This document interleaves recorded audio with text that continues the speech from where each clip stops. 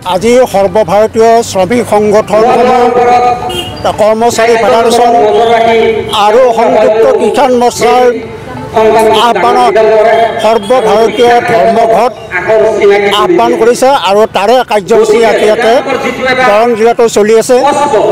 আজি আমাৰ দেশৰ যিবিলাক শ্ৰম আইন আছিল 29খন শ্ৰম আইন, এই শ্ৰম আইনসমূহ শ্ৰমিকসকলে বহু আন্দোলন কৰি তেওঁলোকে আদায় কৰিছিল।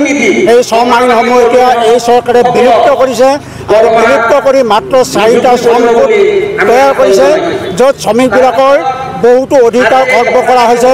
তেওঁলোকে আন্দোলন কৰাৰ অধিকাৰ খৰ্ব কৰিব বিচৰা হৈছে, সংগঠন কৰাৰ অধিকাৰ খৰ্ব কৰিব বিচৰা হৈছে, মালিকক অধিক ক্ষমতা দিয়া হৈছে।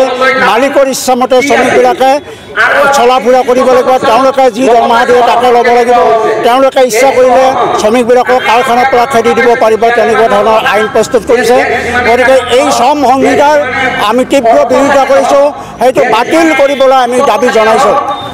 তাৰোপৰি আমাৰ দেশত যিবিলাক লাভজনক উদ্যোগ প্ৰতিষ্ঠান আছে ৰাজহুৱা খণ্ডত, এই ৰাজহুৱা খণ্ডৰ উদ্যোগ প্ৰতিষ্ঠানসমূহ এটাৰ পিছত এটাকৈ আজি পুঁজিপতিবিলাকৰ হাতত তুলি দিয়া হৈছে। তেওঁলোকে আমাৰ দেশৰ এতিয়া ৰেল, উৰাজাহাজ, বন্দৰ, ৰেল লাইন, বেংক এনেকুৱা ধৰণৰ প্ৰতিষ্ঠানসমূহ পুঁজিপতিবিলাকক ক্ৰমান্বয়ে বিক্ৰী কৰি দিছে। আমাৰ অসমৰ স্বাভিমান আন্তঃৰাষ্ট্ৰীয় বিমানবন্দৰ গোপীনাথ বৰদলৈ আন্তঃৰাষ্ট্ৰীয় বিমানবন্দৰটো আদানী গ্ৰুপক দি দিছে।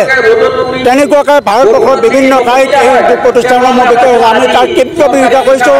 যিবিলাক উদ্যোগ প্ৰতিষ্ঠানে আমাৰ দেশৰ অৰ্থনীতি সবল কৰাত যথেষ্ট সহায় কৰিছিল। তাৰোপৰি আমাৰ যিবিলাক আঁচনিভুক্ত কৰ্মচাৰী আছে, এই আঁচনিভুক্ত কৰ্মচাৰীবিলাকক তেওঁলোকে নিজৰ কামৰ উপৰিও অন্যান্য চৰকাৰী কামত সততে ব্যৱহাৰ কৰি আছে, কিন্তু তেওঁলোকক উপযুক্ত মজুৰি আজিলৈকে দিয়া নাই।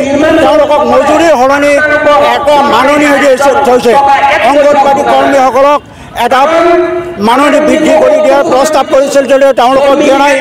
আজি মিড ডে মিলৰ কৰ্মচাৰীসকলে মাত্ৰ 15,000 টকা মাহেকত দৰমহা পায়, কিন্তু তেওঁলোকে কঠোৰ পৰিশ্ৰম কৰিব লাগে।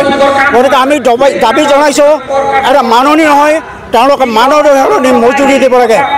তাৰোপৰি আমি দাবী জনাইছোঁ, আমাৰ দেশত যিমানবিলাক শ্ৰমিক আছে, ঠিকা শ্ৰমিকক ভিতৰ কৰি সকলো শ্ৰমিকৰ নিম্নতম মজুৰি 26,000 টকা কৰিব লাগে। আজি মূল্যবৃদ্ধিয়ে গোটেই দেশৰ জনসাধাৰণক জোৰ আগোলা কৰিছে। বস্তু বাহিনীৰ দাম অত্যধিক বাঢ়ি গৈছে, প্ৰতিদিনে বাঢ়িছে। সৰ্বভাৰতীয় ধৰ্মঘট ইয়াতে শ্ৰমিক সংগঠনবিলাক আছে, তাৰোপৰি সংযুক্ত কিষাণ মৰ্চা ইয়াৰ লগত আছে, তেওঁলোকেও সহযোগিতা কৰিছে। গতিকে তাৰ আহ্বানত গোটেই ভাৰতবৰ্ষত আজি সাধাৰণ ধৰ্মঘট চলিছে।